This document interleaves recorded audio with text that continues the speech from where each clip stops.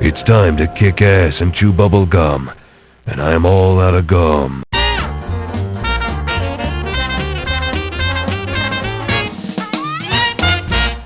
Hey there, my dear pain elementals, MrJohn here, and this week we're going to review one of my favorite racing games on the PS1, and that game is Test Drive 5, released on the PS1 on September 30, 1998, and for the PC on November 18, 1998.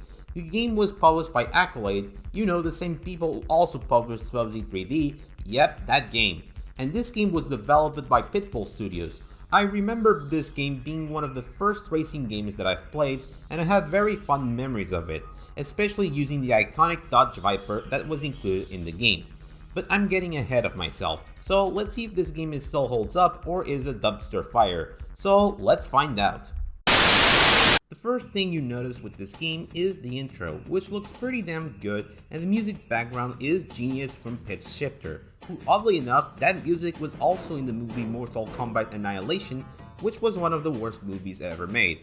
Anyways, after that you can access the main menu, pick a mode, your car, the track, and then you're good to go, just like in every racing game. Test Drive 5 has a lot of cars, including the iconic Dodge Viper GTS, which always appeared in the covers of Test Drive 4, 5, and 6.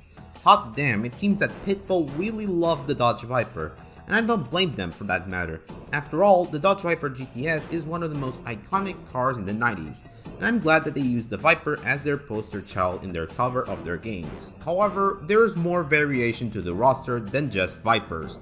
New cars such as the old Mustang, the legendary Skyline GTR R33, and many others such as the Aston Martin V8 Vantage, Shelby Cobra, the demonic Speed 12, and the Dodge Viper GTS R. As for me, I really like the new cars as they are pretty memorable to me. Not only that, but there's even bonus fictional cars which are pretty cool if you ask me, such as the Pitbull Special, which is an overpowered Mini Cooper, two hot rod versions of the Camaro and the Mustang, and even a Fear Factor wagon. How cool is that? Sure, it's not powerful, but even so, it's pretty damn awesome to have a car that has a band logo on it. Some cars don't feel the same as each other as they are faster than others. Others are slower and handle terribly, so it's up to the player to choose the right car for the race. Test Drive 5 has 19 tracks in total. The game has new point-to-point tracks like Russia, Sydney, Scotland, Hawaii, and even Tokyo. Of course, Test Drive 4's tracks do return in this game, such as Germany, San Francisco, and Washington. However, the game also has circuits for the first time ever, such as England, Italy, Jamaica, and Jordan. Hell, there's even a secret track that takes place inside a house. It's actually pretty neat to drive in that track. And I like most of the tracks from Test Drive 5. They never feel the same and they're pretty fun to drive. Some of these cups have gimmicks. For instance, in the Pitbull Cup, you have to place first in every track, otherwise you will be disqualified. In the Ultimate Cup, the player gains points by going fast, however, if the player hits walls or traffic, they lose some points and the person who gets the higher score wins the cup.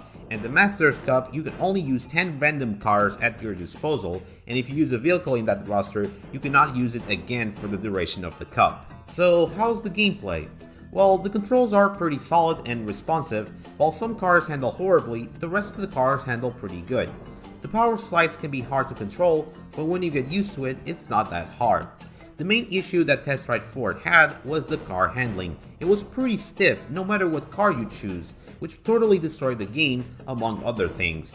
And Test Drive 5 corrected most of the issues that Test Drive 4 had, so good job Pitbull. The game also has DualShock support as well as support for neck con. The physics are pretty arcadey, but you know what, I love the arcadiness that Test Drive 5 offers. While not as realistic as in like Gran Turismo, Test Drive 5 doesn't need to have realistic physics. Sometimes I just want to play an over-the-top racing game just to turn off my brain, and Test Drive 5 is one of those games. I really like the car crashes, they are so over the top that it's hilarious to see, and the physics can lead to some hilarious result at some points, especially when you jump from these slopes in San Francisco and Scotland.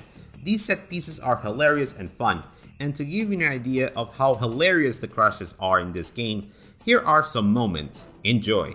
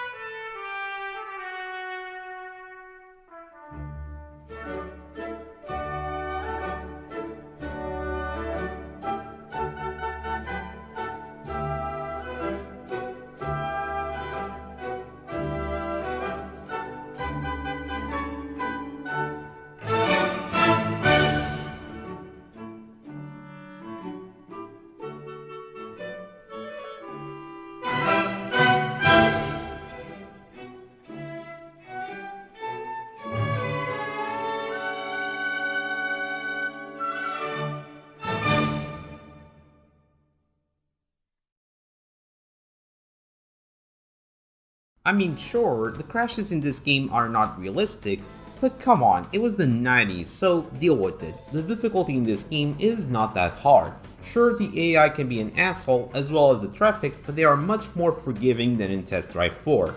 Not to mention that the AI can mess up and hit the traffic, so that the game can give you one more chance to regain your position, and I found out the game wasn't as hard as I thought, given I brute forced the game using only the Dodge Viper, and that car was pretty good to use, as well as the Nissan R390 GT1 in the later cups, which is a very fast car to use. There is also the cop chase mode, which as the name suggests, it's a mode where you play as a cop and you have to arrest cars, and in order to arrest the hooligans, you have to hold the horn button in order to arrest them.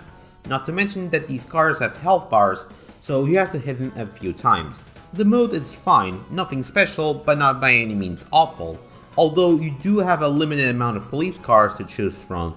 For me, I still wish the game would have more cop cars, but that's my personal opinion. There's also a drag race mode, which consists you versus the opponent in a drag race, where in layman's terms, the fastest car wins the race, and surprise surprise, you're forced to use the manual transmission, which is fine by me in situations such as the drag races.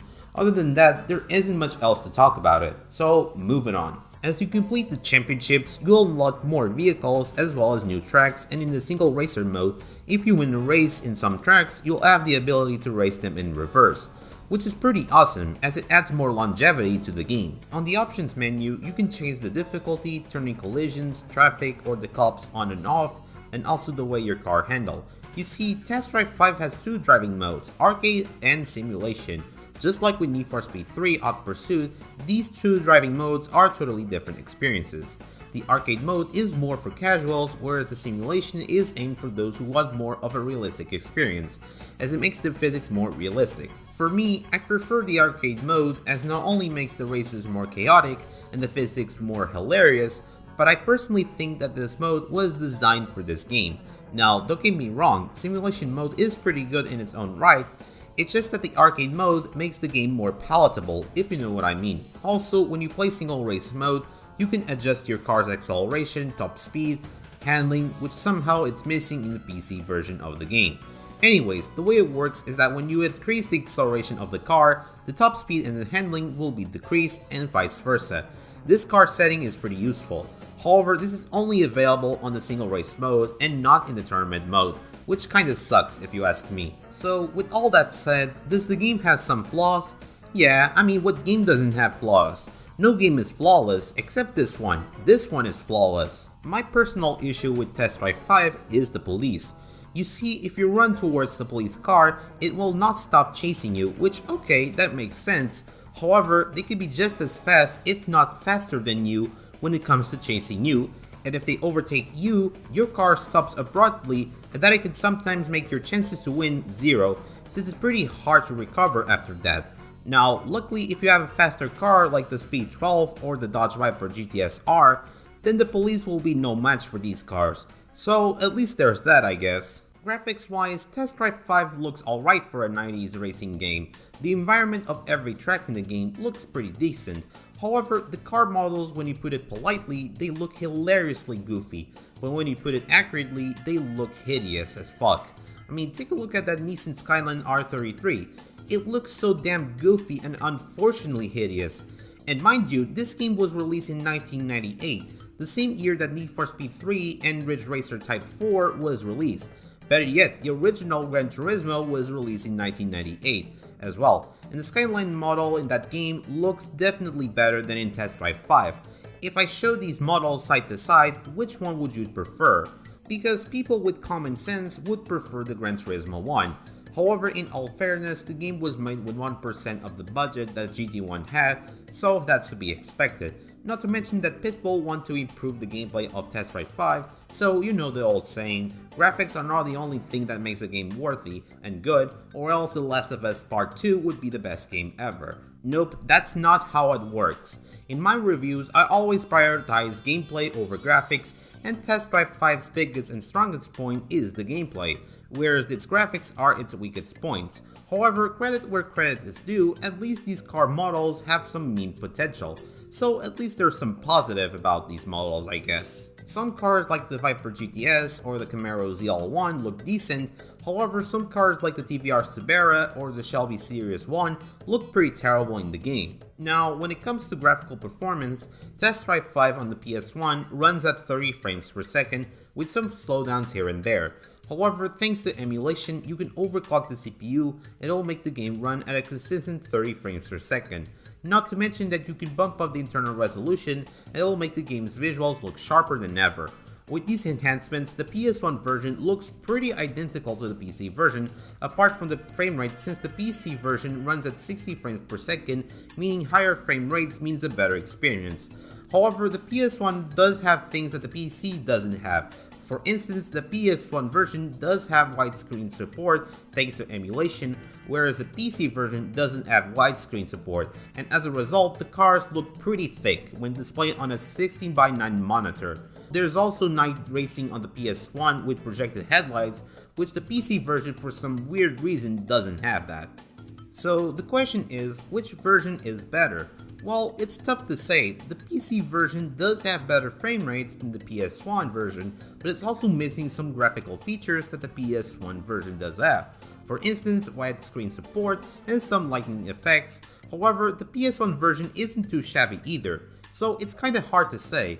I actually like both versions, but I'll leave it up to you guys in the comments below which version is better. So let me know in the comments section in this video which version is the best. Just like in Gran Turismo 1 and 2, Test Drive 5 has licensed music, with hits such as Anarchy and Megalomaniac from KMFDM, Death Beat from Junkie, Falling from Gravity Kills, Replica from Fear Factory, and Genius from Pitch Shifter. In my personal opinion, I really like the soundtrack of the game.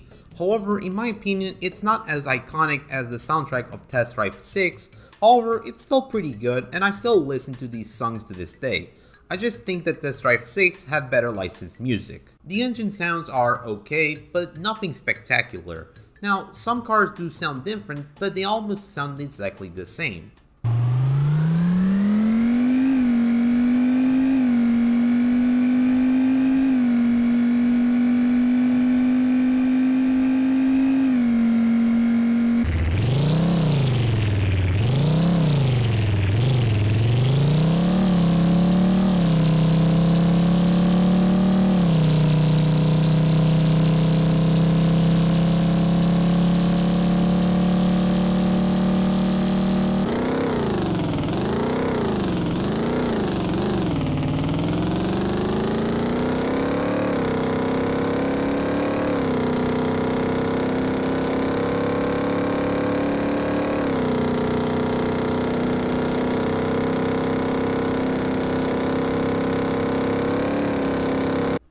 Rage Racer, which was released 1 year before Test Drive 5, had better engine sounds. So in short, it's not bad, but you've seen better engine sounds in other racing games prior to Test Drive 5. So, is Test Drive 5 still great? Well, yeah. Test Drive 5 is a great game that anyone should try it. Its gameplay is pretty solid and a huge improvement from Test Drive 4's insipid gameplay. It has new cars and new tracks and they are pretty fun to drive and the soundtrack is pretty good. Now, the game does have some flaws, most notably the car models being goofy and hideous, as well as the engine sounds leaving a lot to be desired. Nonetheless, the pros outweighed the cons and it clearly shows. It's one of those games that I always keep coming back and for good reason. Its gameplay is pretty addictive even to this day. Overall, Test Drive 5 is one hell of a banger. It's not Need for Speed high stakes, nor Gran Turismo 2 levels of greatness, but it's a great racing game in its own right.